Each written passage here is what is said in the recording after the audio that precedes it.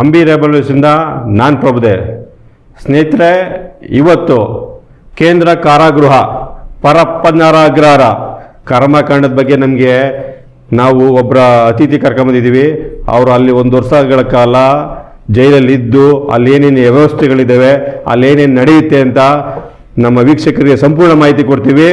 ಇವತ್ತು ಬಂದಿಖಾನೆ ಸಚಿವರಿದ್ದಾರೆ, ಆದರೆ ಈಗ ದಯಾನಂದ್ ಅಂತ ಒಳ್ಳೆ ಉತ್ತಮವಾದಂಥ ಅಧಿಕಾರಿ ಇದ್ದಾರೆ.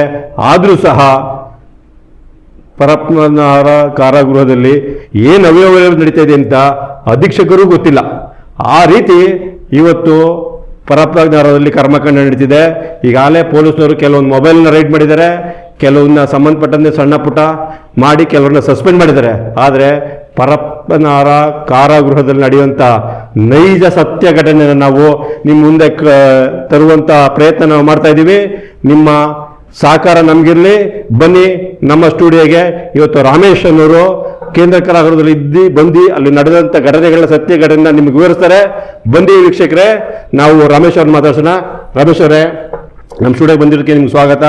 ದಯವಿಟ್ಟು ನೀವು ಕಾರಾಗೃಹದಲ್ಲಿ ಇದ್ದಂಥ ಸಂದರ್ಭದಲ್ಲಿ ಏನೇನು ನಡೀತು ಮಾಹಿತಿನ ನಮ್ಮ ವೀಕ್ಷಕರು ಕೊಡಿ. ಈ ಕೇಂದ್ರ ಕಾರಾಗೃಹದಲ್ಲಿ ಏನೇನು ನಡೀತದೆ ಅಂತ ನಾನು ಒನ್ ಬೈ ಒನ್ ಕ್ವಶನ್ ಕೇಳ್ತೀನಿ. ಅದ್ರ ಬಗ್ಗೆ ನೀವು ನನಗೆ ನಮ್ಮ ವೀಕ್ಷಕರಿಗೆ ನೀವು ಆನ್ಸರ್ ಮಾಡಿ, ನಿಮ್ಮ ಪರಿಚಯ ಮಾಡ್ಕೊಳ್ಳಿ, ನಿಮ್ಮ ವಿಚಾರ ಹೇಳಿ, ಆಮೇಲೆ ನಾವು ಮಾತಾಡೋಣ. ನಮಸ್ಕಾರ ಪ್ರಭುದೇವರೇ. ಎಷ್ಟು ವಿಷಯ ಹೇಳಬೇಕು ಅಂತಂದರೆ ಕಾರಾಗೃಹದ ಬಗ್ಗೆ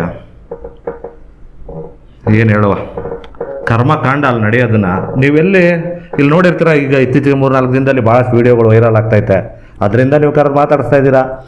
ಆದರೆ ಜನಕ್ಕೆ ತಲುಪಬೇಕಾದಂಥ ವಿಷಯ ಭಾಳಷ್ಟು ಐತೆ. ಸಿನಿಮಾದಲ್ಲಿ ನೋಡಿರೋ ಕಾರಾಗೃಹಕ್ಕೂ ಮತ್ತು ಈ ಫೂಟೇಜಸ್ ಬೇರೆ ಮಾಧ್ಯಮಗಳು ಬರ್ತಾ ಇರುವಂಥದ್ದು ವೈಭವೀಕರಿಸಿ ಹೇಳ್ತಾ ಇರೋದಕ್ಕೂ ರಿಯಲ್ ಆಗಿ ಅಸಲಿ ಮುಖ ಕಾರಾಗೃಹದ್ದು ಬೇರೆನೇ ಐತೆ.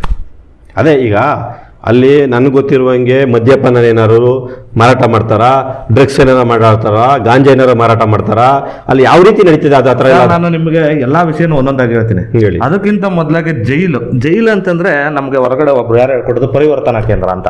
ಅಂದ್ರೆ ಅಲ್ಲಿ ಹೋಗಿ ಏನೋ ಒಂದು ಕೆಟ್ಟ ಕೆಲಸ ಆ ಸಮಯ ಸಂದರ್ಭ ಮಾಡಿಸ್ಬಿಟ್ಟಿರುತ್ತೆ.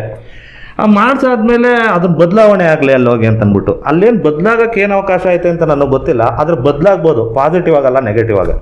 ಒಬ್ಬ ಜೈಲಿಗೆ ಹೋಗಿದ್ದು ಬಂದವನು 8 ಕೇಸ್ ಆಗುತ್ತೆ, 10 ಕೇಸ್ ಆಗುತ್ತೆ, ಮತ್ತೆ ಜೈಲಿಗೆ ಹೋಗಿ ಭಯ ಬೀಳಲ್ಲ. ಏನಕ್ಕೆ? ಇದರಲ್ಲೇನೆ ಅರ್ಥ ಆಗ್ಬೇಕು.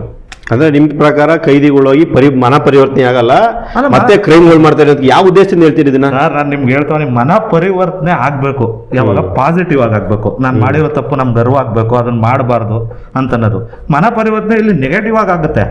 ಈಗ ನಾನು ಒಂದು ಎಕ್ಸಾಂಪಲ್ ಕೊಡ್ತೀನಿ ಕೇಳಿ. ಈಗ ಮೊಬೈಲ್ ಅನ್ನೋ ವಿಚಾರಕ್ಕೆ ಬಂತು. ಮೊಬೈಲ್ ಅನ್ನೋ ವಿಚಾರಕ್ಕೆ ಬಂದಾಗ ಏನ್ ಹೇಳ್ಬೇಕಂತಂದ್ರೆ, ಈಗ ಮೊಬೈಲ್ದು ಫೂಟೇಜಸ್ ಅಲ್ಲಿ ಡ್ಯಾನ್ಸ್ ಮಾಡ್ತಿದ್ರು, ಡ್ರಿಂಕ್ಸ್ ಮಾಡಿ ಅಂತ ಹೇಳಿ ಆಗ್ಬೋದು, ಮತ್ತೆ ಫೋನಲ್ಲಿ ಮಾತಾಡ್ತಾ ಇರೋದು, ಈ ಎಲ್ಲ ಫೂಟೇಜಸ್ ನೀವು ನೋಡಿರ್ತೀವ. ಅದಕ್ಕಿಂತ ಇದ್ದೆ ನಾನು ಜೈಲಲ್ಲಿ ಇರ್ಬೇಕಾದ್ರೇನೆ ಒಬ್ರು ಡಾಕ್ಟ್ರೇನೆ ಮೊಬೈಲ್ ಸಪ್ಲೈ ಮಾಡ್ತಿದ್ರು ಅಂತಂದ್ಬಿಟ್ಟು ನ್ಯೂಸ್ ಬಂದಿತ್ತು. ನೀವು ನೋಡಿರ್ತೀರಾ ಅಂತ ಅನ್ಕೊಳ್ತೀನಿ ನಾನು. ಅಂದ್ರೆ ಅವಾಗ ನಾನು ಹೊರಗಡೆ ಇರಲಿಲ್ಲ, ನಾನು ಜೈಲಲ್ಲೇ ಇದ್ದೆ. ಅವರು ಸೈಕಿಯಾಟ್ರಿಕ್ ಡಾಕ್ಟರ್ ನಾಗರಾಜ್ ಅಂತ. ಆಗ ನ್ಯೂಸ್ ಬಂದದಂದ್ರೆ ಅವ್ರು ಒಂದು 250-300 ಮೊಬೈಲ್ಗಳನ್ನ ಸಪ್ಲೈ ಮಾಡವ್ರೆ. ಒಂದೊಂದು ಮೊಬೈಲ್ನ 1 ಲಕ್ಷಕ್ಕೆಲ್ಲ ಸೇಲ್ ಮಾಡವ್ರೆ ಅಂತ. ಮತ್ತೆ ಮೊಬೈಲ್ ಒಳಗಡೆ ಸಪ್ಲೈ ಆಗಿರೋದು ನಿಜ ಅಂತಂದ್ಮೇಲೆ ಅದನ್ನ ಜಪ್ತಿ ಮಾಡಿವಿ ಅಂತ ನಮ್ಗೆ ಏನಾರು ವರದಿ ಸಿಕ್ಕಿಲ್ಲ ಅಂದ್ಮೇಲೆ ಮೊಬೈಲ್ ಎಲ್ಲ ಒಳಗಡೆ ತಾನೇ ಇರಬೇಕು. ಅಲ್ಲ, ಈಗ ಸಂಬಂಧಪಟ್ಟವರು ಅದನ್ನ ತನಿಖೆ ನಡೀತಿದೆ. ಈಗ CM ಅವರು ತನಿಖೆಗೆ ಆದೇಶ ಮಾಡೋರೆ, ಅದಿರ್ಲಿ.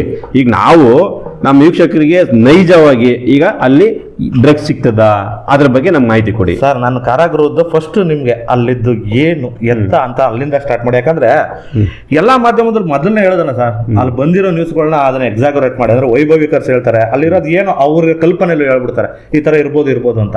ನಾನು ಅಸಲಿ ಅಲ್ಲಿ ಕಳೆದಿದ್ದೀನಿ ಸರ್ ಜೀವನನ.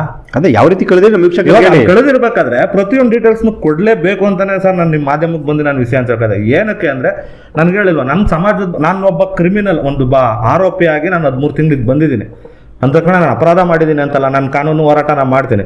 ಆದರೆ ಅಲ್ಲಿ ನೋಡಿ ನಿಜವಾಗ್ಲೂ ಹೊರಗಡೆ ಬಂದು ನಾನು ನಿಜವಾಗ್ಲೂ ಬದುಕಬಾರ್ದು ಅನ್ನಿಸ್ಬಿಟ್ಟಿದ್ದು ಸರ್. ಈ ಸಮಾಜದ ಮಧ್ಯೆ ಈ ಥರದ ವ್ಯವಸ್ಥೆ ಮಧ್ಯೆ ನಮ್ಮನ್ನು ಯಾರು ಕಾಪಾಡಬೇಕಾಗಿರೋದು ಸರ್? ಇವತ್ತು ನಮ್ಗೆ ರಕ್ಷಣೆ ಕೊಡ್ಬೇಕಾಗಿರೋರು ಪೊಲೀಸ್ನವರೇ ಕ್ರೈಮಲ್ಲಿ ಇನ್ವಾಲ್ವ್ ಆಗ್ತಾರೆ ಅಂತಂದ್ಮೇಲೆ ನಾವು ಎಲ್ಲಿ ಮಾತಾಡಬೇಕು? ನಮ್ಗಿರೋದು 2 ಸಾರಿನ, ಒಂದು ಮಾಧ್ಯಮ, ಮತ್ತೊಂದು ನ್ಯಾಯಾಂಗ.